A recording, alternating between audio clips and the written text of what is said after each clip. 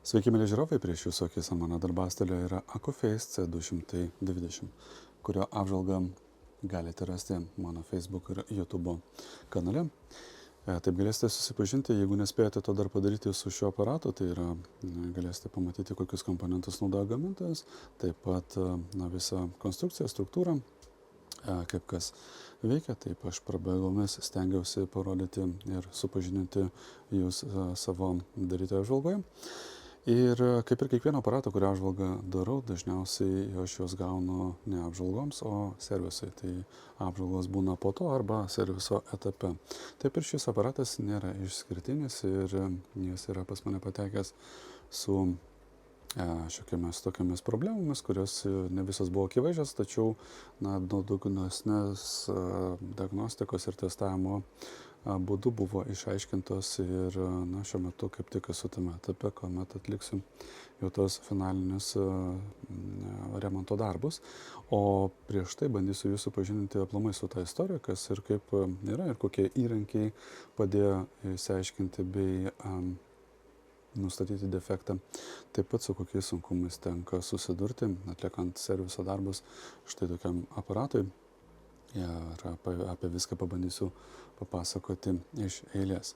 Tai pradėsim nuo to, nuo ko viskas prasidėjo. Tai gavau šį aparatą, kuris yra atkeliavęs iš Japonijos jau įtampos konversijai. Tai yra, kad galima būtų naudotis nuo 240 voltų, vėlgi patikrinus visus režimus parametrus, nes keičiant įtampą tenka keisti ir derinti patį stiprintuvą iš naujo. Ir kitas yra momentas, jis buvo pakankamai stipriai apsinešęs dulkėmis, visokiais kitais nešvarumais, plokštės atrodė pakankamai liūdnai. Tai visus elementus viską pilnai esu perinkęs, tai yra, kaip ir įprasta, jeigu jau užsiimu pilnų servisų, tai jau viskas būna išardyta, išvalyta, surinkta atgal ir toliau jau atliekami kiti darbai, tame tarpe derinimas, testavimas. Tai po to, kai buvo atliktas visas tas pradinis servisas, jau atliekant testavimo darbus, pastebėjau vieną dalyką, kuris man nelabai patiko ir tuo pačiu metu jisai pasireiškia ne iš karto, o reikia pakankamai ilgą laiką klausytis arba naudotis būtent šiuo stiprintuvu, kad išryškėtų defektas. Taip pat ir šiuo metu bandau aš pagauti tą momentą, jau praėjo pakankamai nemažai laiko. Prieš man pradedant filmuoti, kai jisai dirba, tai šiuo metu jisai veikia.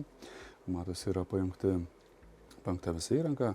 Signalo generatorius paduoda 5 mV signalą būtent įėjimą. Ir tuomet aš iš pačio stiprintuvo nuiminėjau naudojant zondus signalus. Tai vienas iš jų yra būtent galios išėjimo, būtent stiprintuvo pačio tranzistorių biosas. Ant bioso nustatytas ant vieno iš jų, kad galėčiau stebėti pakitimus, kurios netrukus paaiškinsiu, kodėl aš būtent taip esu pajungęs. Kitas matosi taip pat yra naudojamas multimetras, kuris man leidžia suderinti DC offsetą. Labai fainas ir analoginis dalykas, kuris leidžia nustatyti tiksliai DC offsetą. Šiek tiek matosi, kad dabar jis yra pliusė, tai reikės paderinti. Ir išėjimas taip pat matosi, čia galiu stebėti, kokia yra amplitudė, ar nesikeičia vienam arba kitame kanale, viskas atrodo pakankamai neblogai. Na ir oscilografas, kuris parodo man būtent bazės vieno ir kito kanalo Q23 tranzistoriaus įtampas, būtent štai čia jis yra paimtas, parodysiu dar. Aš galiu stebėti, koks yra DC offsetas ir kaip jis keičiasi, nes tai yra pakankamai svarbus dalykas, kadangi būtent šioje vietoje pavyko nustatyti defektą. O tai nebuvo lengva padaryti ir papasakosiu, kokius iššūkius teko turėti, norint tinkamai nustatyti defektą. Pirmoje eilėje vėlgi čia yra stiprintuvas, kuris yra pakankamai dėkingas ir visam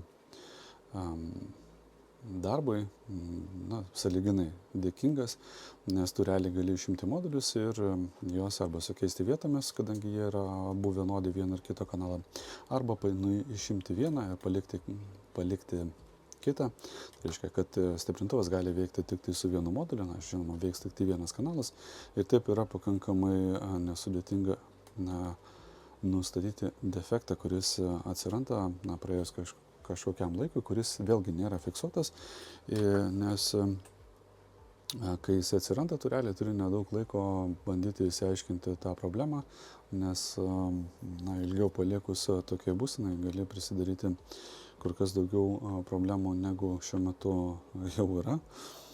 Tai kaip tik jisai dar bandysiu kažkaip pagauti tą momentą, jeigu nepavyks dabar dar nufilmuoti tos simptomus arba defektus, kurie išlenda, nes šiuo metu aparatas veikia puikiai, jokių problemų nėra. Tai aš galbūt priseksiu tada atskiram video. Bet esmė yra tokia, kad čia atliekant diagnostiką buvo galima pakeisti vietomis plokštės, bet yra kita pusė to patogaus būtent naudojimo, ne tai, kad naudojimo, patogaus atlikimo, kai metu gali tiesiog modulius išimti. Yra tai, jog tu neturi prieimo prie galinės dalies, kur yra visos lydvietės komponentų, tad zonduoti, atlikti matavimus yra labai sudėtinga, ypač tose vietose, kur tranzistoriai uždengia kojelės, tarkime, savo, kad tu negali tiesiog paimti prie jų, prisijungti ir pamatuoti įtampos režimus. Ir kitas yra dar dalykas, kuris pakankamai gadinantis reputaciją netgi to pačiu Accuphase aparato, būtent dėl pačio patikimumo. Kaip žinia, būtent to laikotarpio, kaip buvo pagaminta šis modelis Accuphase C220, plokštės buvo gaminamas ne Accuphase, o Elnos. Visi tikrai žinote šį gamintoją kaip geros kokybės kondensatorių gamintoją Elno. Tai būtent jie gamindavo spausdintąsias plokštės. Ir pas juos kažkas būdavo su technologiniais procesais ne iki galo gerai padaryta, kadangi laikui bėgant takeliai vario jie oksiduodavosi ir komponentai tiesiog atšokdavo ir nutrūkdavo kontaktas. Tai tikrai buvo tokių vietų, kurios galima būtų laikyti įtartinas ir tai pakankamai stipriai apsunkino defekto paiešką, nes vos ne kiekvieną tą tokią lydvietę palietus, lydmetalis tiesiog susirinkdavo kaip gyvsidabris į vieną burbulą ir takelis, prie kurio turėtų būti prilietas komponentas, jisai būdavo apnuoginamas ir tu matai realiai vario praktiškai neužlūdyto vaizdą. Pabandysiu įdėti tas pačias nuotraukas arba vaizdus, kad galėtumėte įsivaizduoti, apie ką eina kalba. Tai toks yra momentas, kuris pakankamai užtruko, nors tai yra būtent gedimo paieška pakankamai stipriai užtruko, nes kur be pasižiūrėtum, visur gali laikyti vieną arba kitą komponentą įtariamuoju arba lydvietės jo ir panašiai. Tai ir tas defektas, kuris atsiranda, tai jisai įtakoja ne tik tai tą plokštę, kuri turi problemas, bet ir kita, nes ir kita plokštė taip pat, kadangi viskas yra rišama prie maitinimo šaltinio, ir jeigu čia atsiranda problema, tai žinoma neša paskui save visą krūvą kitų grandinės dalių, kurių parametrai taip pat keičiasi ir labai yra sudėtinga nustatyti, kuris komponentas konkrečiai sukelia problemą, kuris tranzistoris, tarkime, nes visuose juose pradeda keistis įtampa ir jinai išeina už ribų tos, kurie yra numatyta, tarkime, toje pačioje schemoje, ir kaip visą tai surasti. Yra keletą labai neblogų įrankių, kurie padeda tai padaryti. Tai vienas iš jų, žinoma, yra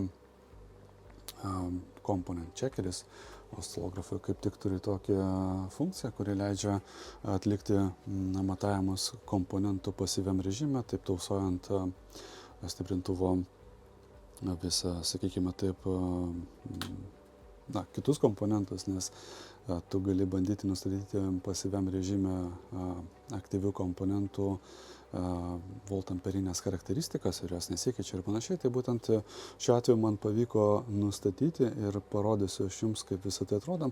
Aišku, kiti įrankiai taip pat padeda, tai yra ir analoginis multimetras, kuris man padeda labai gerai matyti, kokia yra situacija su besikeičiančiu offsetu, nes būtent kai atsiranda tas defektas, tai offsetas arba vieną arba į kitą pusę gana greitai keičiasi, to skaitmeniniuose multimetruose netaip greitai pamatysi, kadangi jie tiesiog nespėja paskui, kaip pasakyti, tu negali vizualiai matyti, kiek greitai keičiasi tie parametrai, tai analoginis multimetras yra tiesiog vienas iš tų dalykų, kurie privalo būti darbastalėje, nes labai palengvina defekto paiešką, būtent tuomet, kada reikia atlikti kažkokias palyginamosios matavimus, tai šiuo atveju pas mane yra labai faina funkcija, ta vadinama plius minus 0, tai jeigu, tarkime, jautrumo šiuo metu yra nustatytas plius minus 5 voltai, per vidurį yra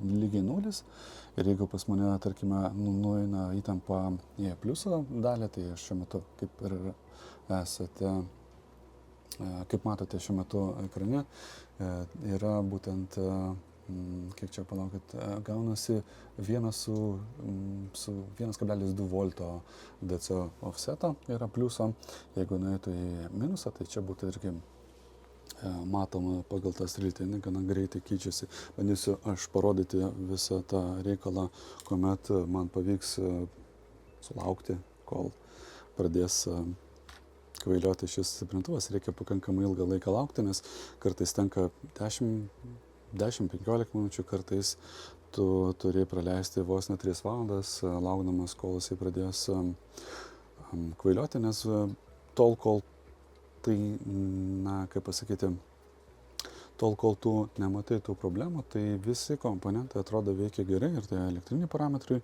atrodo pakankamai gerai, labai nėra prie ko prisikabinti. Bet kai pradeda kvailioti, tai tuomet turi labai ribotą laiką bandyti nustatyti, kuris komponentas yra kaltas. Tai ką, turbūt dar reikės man atidėti kamerą į šoną ir palauksim, kol prasidės tos problemos, kurias bandysiu aš jums pademonstruoti. Bandysiu dar vizualiai parodyti, kaip atrodo tas pats DC offseto išstatymas, ant kiek tas įrankis yra patogus stebėti. Tai vat šiuo metu kaip tik bandysiu tą padaryti, nes matau, kad yra nuplaukęs DC offsetas. Šiaip iš principo, kai gavau, tai čia buvo pakankamai daug to DC offsetas, čia siekia beveik 5 voltus, tai atsukus iki maždaug 0, po kurio laiko vėlgi čia dėl to, kad būtent šioje plokštėje yra tam tikrų pakitimų, tai jisai pradeda plaukti. Tai, vat, kai atliksiu pilną servisą, jau kai suderinsiu, tai turėtų būti stabilus ir visą laiką laikytis toje pačioje pozicijoje, ką iš principo kitas sveikas kanalas demonstruoja.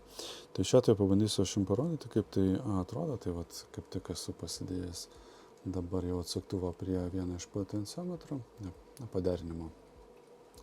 Ir pabandysiu pasukinėti, kad išstatyti DC offsetą man reikiamą poziciją. Vat šiuo metu yra 0.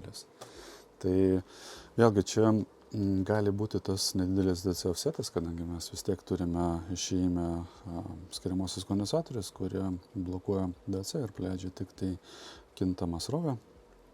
Vat, bet kam daryti papildomą stresą čia esantiems komponentams, jeigu gali iš karto suderinti ir laikyti čia 0 DC offsetą. Tai va tokia yra situacija ir taip vaizdžiai galėjau parodyti, kaip yra patogu naudotis būtent analoginiais multimetrais, atliekant vienokius arba kitokius nustatymus, taip pat stebėti elgseną pačio aparato, nes reakcija analoginio yra žymiai greitesnė negu skaitmeninė. Būtent dėl to esu pasistatęs šią analoginį oscilografą. Vėlgi čia kaip vos ne mano pagrindinis įrankis, kad aš galėčiau stebėti greitai besikeičiančių signalų vaizdą ir tuo pačiu metu šalia yra visada keli skaitmeniniai oscilografai, kurie man padeda stebėti kitus parametrus.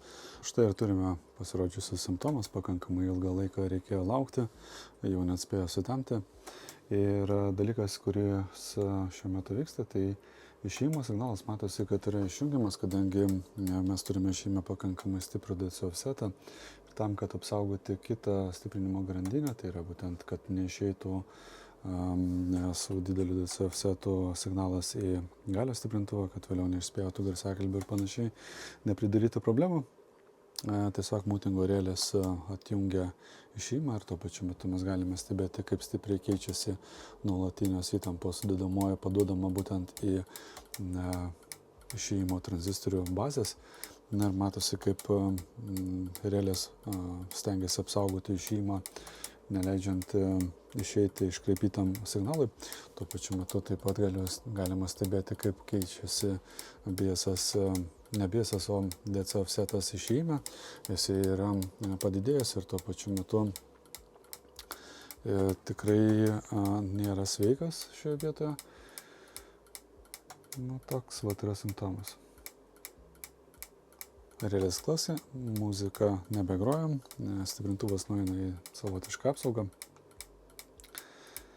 O tokia situacija. Gerai, ilgai nekankinam ir papasakosiu ir parodysiu, kas sukelia šią problemą. Taigi visų šių problemų sukėlėjas yra būtent šis komponentas, tai yra dvigubas diodas, pagamintas kompanijos Sanken, modelis jo yra SV02. Pozicijos numeris yra D8, štai čia jisai yra schema, jis yra atsakingas už BIOSo įtampos reguliavimą, padodant į Q23 bazę. Ir šioje vietoje turėtų būti įtampos kritimas 1,2 V, tačiau pašildžius šį komponentą iki tam tikros temperatūros jis tampa nebestabilus ir tas įtampos kritimas keičiasi. To užfiksuosiu kamerą, pabandysiu pamatuoti ir parodysiu, kaip tai atrodo. Viską jau užfiksavau ir bandysiu dabar parodyti, kaip keičiasi įtampos kritimas, kaip tik komponentas, kol yra dar karštas. Tai bandysiu parodyti, jeigu man pavyks tai padaryti. Matas, kad šiuo metu jisai yra 1,18, bet jisai tai dingsta, tai keičiasi iš viso parodymai. Dvigubas diodas jau yra išlituotas iš plokštės, šiuo metu jis yra pajungtas gnybtais prie oscilografo. Oscilografas turi labai puikią funkciją, taip vadinamą component checkerį, kuri yra labai naudinga atliekant diagnostiką, nes pasyviam režime leidžia ištestuoti skirtingus komponentus, tame tarpe būtent ir aktyviosius kaip diodas arba tranzistoriai, nes tai yra testeris, kuris siunčia žemo dažnio silpnos srovės signalą į komponentą ir taip išmatuoja voltamperinės charakteristikas ir parodo, sakykime taip, jau būtent grafiką patį, kurio galima remtis ir matyti, ar komponentas yra tvarkingas, ar yra kažkokių tai problemų. Vieną kartą man yra padėjęs, šiuo atveju yra taip pat padėjęs man nustatyti problemą, nes kol komponentas, sakykime, taip yra atvėsęs, jis rodo tipinį vaizdą, būtent pačią diodą. Tiesa, vaizdas gali šiek tiek drebėti, būtent dėl to, kad mes turime skirtingas ekranas skleistinės dažnį kartu su 60 kadrų per sekundę filmuojamos kameros dažnį, sakykime, taip nesuderinamumo. Tai realiai žiūrint viskas atrodo gerai. Ir pabandysiu vis dėlto parodyti, gal pavyks pamatyti. Ir paimsiu aš dabar lituoklį, kurio ne pačia karščiausia dalim prisiliesiu prie dvigubo diodo. Taip galėsime pamatyti, kaip keičiasi grafikas. Tai pašildysiu šiek tiek komponentą. Būtent jis randasi tokioje vietoje, kur šyla radiatorius ir nuo jo šyla pats korpusas šio komponento. Korpusas matosi, kad yra atliktas iš bikelito. Jisai nėra plastikas paprastas, kuris išsilydytų prilietus jį su lituokliu. Ir matome mes, kad keičiasi čia esantis grafikas, reaguojant į šilumą. Ir jisai, pradeda jo įtampos kritimas keistis. Nežinau, ar tai pavyks jums pamatyti ar ne, bet charakteris akivaizdžiai matosi, kad tai dingsta iš viso kontaktas arba jisai elgiasi tiesiog neadekvačiai. Kai tuo tarpu komponentas, kurio nebandysiu, o pakeisiu, būtent ši neveikianti yra štai toks rinkinukas dviejų diodų signalinių, pačių populiariausių 1N 4148. Tai jos esu sujungęs nuosekliai vienas su kitu tam, kad būtų reikiamos įtampos kritimas 1,2 voltus. Ir dabar pajungsiu šį prie to paties testerio, ir mes pabandysime pasižiūrėti, kaipgi reaguoja šių komponentų rinkinys į karštį. Ir mes matome absoliučiai stabilų elgesį, jokia problema. O taip gali drąsiai liesti jį su lituokliu ir niekas nesikeičia. Komponentas yra stabilus, tad keliausiu būtent į šią poziciją. Ir prevenciniais tikslais pakeisiu kitame stiprintuve irgi tą dvigubą diodų rinkinį, kad būtų simetrija. Štai tokia situacija. Ir būtent įrankiai, kurie pakankamai svarbią rolę atlieka norint nustatyti defektus, greitai surasti problemą. Ne visada greitai pavyksta tai padaryti, bet įrankiai stipriai padeda, tinkami įrankiai būtent stipriai padeda nustatyti tos visus defektus, kuriuos taip paprastai plika akim nepamatysi ir neišmatuosi su įprastais multimetrais. Tai Accuphase C220 fono stiprintuvo serviso darbai jau yra baigti, kaip tik baigiau dar ir testavimo darbus po atlikto serviso. Aparatas buvo pajungtas prie matavimo įrangos ir taip pat buvo darbiniam režime daugiau negu 12 valandų ir jokių daugiau problemų neišlindo, viskas veikia stabiliai gerai. Taip pat išlaikomi yra tinkami temperatūriniai režimai. Šį stiprintuvą gavau su nusiskundimais, jog yra kažkas blogai su išėjimo garsu. Taip pat buvo pastebėtos problemas su balanso potenciometru, garso reguliavimo potenciometru, kitais mygtukais. Taip pat šis fono stiprintuvas buvo laikomas ne itin gerom sąlygom. Vėlgi čia jis yra atkeliavęs iš Japonijos, matyt, kažkur netoli jūros žmogus gyvena, tad matosi, jog nemažai komponentų turi net rūdžių apnašų ant savo korpuso, tai šiuo atveju matosi ant tranzistorių korpuso yra nemažai rūdžių tokių pėdsakų. Yra normalus vaizdas gaunant audio techniką iš Japonijos arba iš UK, nes ten tose vietose, kur arti jūros žmonės gyvena, tad tam visuomet būna drėgnesnis oras ir žinoma, tie korozijos pažeidimai vienur arba kitur nusėda. Ir taip pat visas šasi buvo pilnai perrinktas, kadangi reikėjo viską artyti, kad galėčiau prieiti iki visų vietų, kad išvalyti pilnai. Tai jis yra tvarkingas, švarus, gražus, iš visų pusių, pilnai perrinktas, matosi viduje. Visi konstrukciniai elementai taip pat. Taip pat buvo atlikta revizija plokščių, kadangi yra žinoma problema būtent Elnos gamybos, nežinau, gal technologinių kažkokių problemų arba kažkur buvo neišlaikytas technologinis procesas, dėl to plokštės kurios pagamintos pačios Elnos, lydvietės pačios prarasdavo kontaktą su komponentais, nes takeliai oksiduodavosi, tie vario takeliai, prie kurių prilituojami yra komponentai, turėjo kažkokios oksidacijos ir dažnai būdavo taip, kad tiesiog atšokdavo nuo lydvietės nuo pačių takelių ir dingdavo kontaktas. Tai čia buvo tokių vietų, kur tikrai labai daug tų probleminių lydviečių teko tvarkyti. Tai viena iš plokščių būtent šitai yra būtent mūtingo išėjimo plokštė, taip pat rėlių reguliavimo plokštė taip pat buvo pilnai perrinkta, nes ten tiesiog nebuvo gyvos vietos, viskas buvo prastai. O su šiom plokštėm viskas daugmaž buvo gerai ir kelios vietos tik tai buvo tokios, kurias reikėjo pataisyti, bet visur kitur buvo kaip ir ok. Toliau tolesnio testavimo metu, tiesiog ilgesnio testavimo metu buvo pastebėtas keistas elgesys šio fono stiprintuvo, nes klausantis muzikos tiesiog dingdavo garsas, pradėdavo klaksėti vėrelė, tarsi nueitų šis stiprintuvas į apsaugos režimą ir buvo grąžintas ant darbastalio, išsiaiškinti problemą išsiaiškinti pavyko, tačiau tai nebuvo greitas ir patogus bei lengvas procesas, nes, kaip matote, norint atlikti kažkur pamatuoti besikeičiančius režimus, nėra taip paprasta prieiti, kad nepaisant to, kad plokštės yra pakankamai dėkingos servisui, nes tu jas gali išimti, bet neturi prieigos prie apačioje esančių takelio, kad galėtum tinkamai atlikti matavimą. Vienaip ir kitaip pavyko nustatyti defekto priežastį, man padėjo taip pat ir įranga bei įrankiai, kuriuos aš naudojau, tai vienas iš tų būtent komponent testeris, taip pat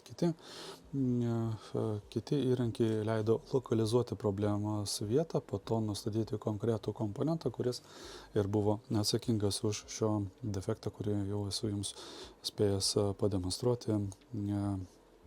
Tokį neadekvatų elgesį.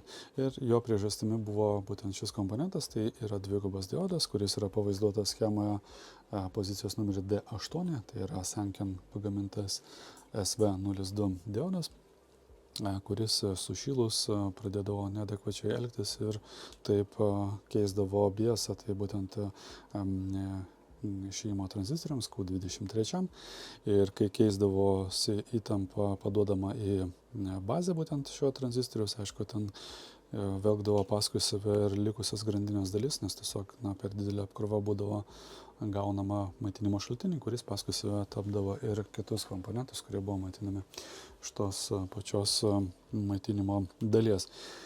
Ir dabar viskas yra gerai, aparatas, kaip ir esu minėjęs, atidirbęs daugiau negu 12 valandų, matosi, kad jokio disbalanso išėjimo kanaluose nėra, viskas yra gerai, jokių iškreipimų taip pat. Atlikus komponentų keitimą, šiuo atveju, kaip matote, buvo pakeistas Sankeno SV02 dvigubas diodas į rinkinį 1N4148 diodų, tai yra du diodai nuosekliai sujungti, jie aišku yra termostabilizuoti, tai yra priglausti vienas prie kito ir sutraukti tokio termoizoliacinio vamzdeliu, tiesiog, kad būtų abu dalintųsi to pačio temperatūrą, žodžiu, veiktų stabiliai. Ir taip pat buvo atliktas derinimas, DC offseto, srovių derinimas, taip pat ramybės, nes nepaisant to, kad šio stiprintuvo dokumentacijų, tai yra būtent servis manualas, yra nepilnas, yra tik tai keletą lapų ir yra praleista dalis, kur yra derinimo visas tas algoritmas, tai gerai, kad bent jau pačioj schemoje yra nurodyti kontroliniai taškai, kuriuose gali matyti, kokia turėtų būti srovė. Tai šiuo atveju matosi 186 mA turėtų būti būtent maitinimo petyje teigiamo ir neigiamo, teigiamos ir neigiamos dalies maitinimo. Tai šiuo atveju yra sureguliuotas būtent taip, kad neviršytų šių srovių, kad neperkaistų ir tranzistoriai veiktų adekvačiame režime. Taip pat buvo stebimi temperatūriniai režimai, kurie neviršė 65 laipsnių prie pačių komponentų. Biškai net į klipingą nueina, gal per arti laiko, bet maždaug taip radiatorius yra apie 60 laipsnių vienoj pusėje. Ir taip pat yra kitoj pusėje, kadangi šiaip stiprintuvas veikia klasėje A. Vėlgi tam, kad silpnas signalas būtų sustiprintas taip, kad nebūtų nuostolių minimaliai, sakykime taip, signalą. Tai mes čia turime irgi panašią temperatūrą. Kad čia taip į klipingą nueina vaizdas. Čia apie 58-59 maždaug laipsnius yra. Arčiau komponentų 62 maždaug taip pat. Čia gali būti, kad iš tos pusės pas mane atidarytas langas šiek tiek labiau yra atvėsęs radiatorius negu šitai pusėje.